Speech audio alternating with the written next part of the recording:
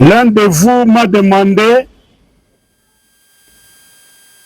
ce que je pense de la communication de quelqu'un qui a dit que le FONAREV ne fait pas bien son travail.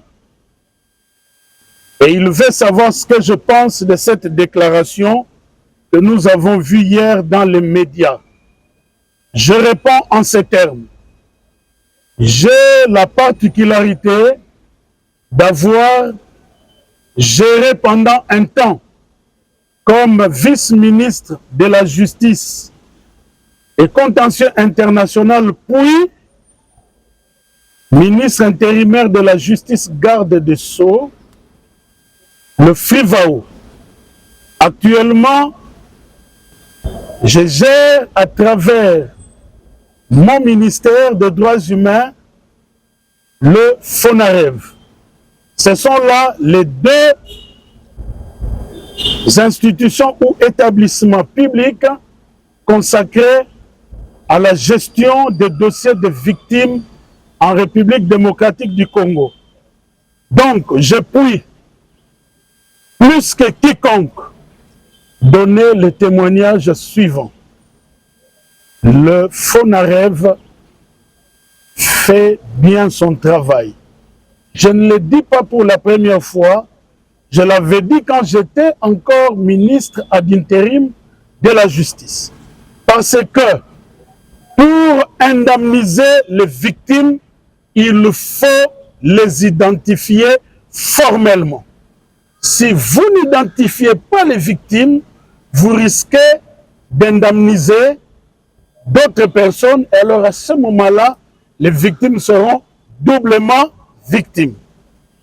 Et donc, j'ai vu à mon arrivée que le FONAREV, au-delà des textes législatifs qui sont préparés, que je vais devoir présenter au Parlement à la rentrée qui a eu lieu, le FONAREV travaille aussi à l'établissement de ce qu'on appelle LUC. La LUC, c'est la liste unique d'identification des victimes. C'est lorsque cette liste sera contrôlée, confirmée, que la phase d'indemnisation des victimes va commencer. Autrement, nous allons commettre les erreurs qui se commettent au niveau de FRIVAO. Parce que dans FRIVAO, à un moment donné, on s'est demandé qui est victime, qui ne l'est pas. Donc, tant dans FRIVAO que dans FONAREV, il faut identifier formellement les victimes et après, nous allons entamer la phase d'indemnisation. Et l'indemnisation, il faut l'insérer dans un cadre général qu'on appelle réparation. Réparation ne veut pas dire forcément et uniquement donner de l'argent. Réparer, c'est prendre en charge de manière holistique les victimes. Vous savez que ces victimes, quand vous leur parlez, la plupart d'entre elles vous disent, pour moi, la réparation commence d'abord par la reconnaissance du génocide. Il faut que ceux qui ont commis le génocide en RDC soient identifiés et sanctionnés. Vous voyez, il y a beaucoup de choses dans la réparation. Effectivement, il y a aussi la dimension pécuniaire là-dedans, mais il n'y a pas que l'argent. Donc, il faudrait que ceux qui parlent prennent leur mal en patience. Le travail s'est fait comme il se doit. Les FONAREV fait bien le travail. Et en même temps, je souligne que la réparation n'est pas qu'individuelle.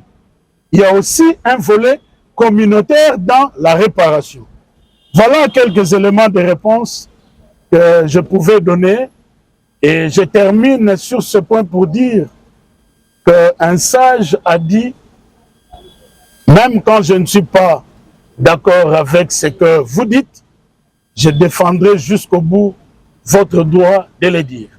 Aujourd'hui, en tant que ministre des Droits humains, je mets cette déclaration que nous avons vue hier dans les réseaux sociaux, dans la rubrique de la liberté d'expression, mais le fondement n'y est pas. Merci.